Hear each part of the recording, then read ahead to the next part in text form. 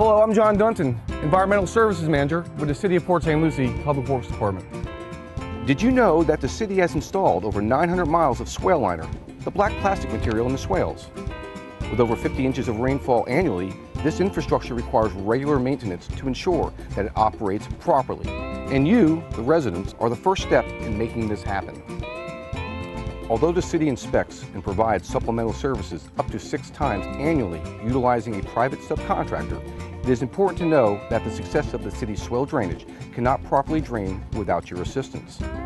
Residents must make sure that their swales are kept mowed and free of debris, and also be mindful to not park your vehicle on the swale area, as this may restrict flow and damage the swale liner. Working together, these guidelines will aid in protecting us during heavy periods of rainfall we experience traditionally in South Florida. But more important, it will allow the swales to remain workable while sustaining the appearance of our beautiful city. Thank you.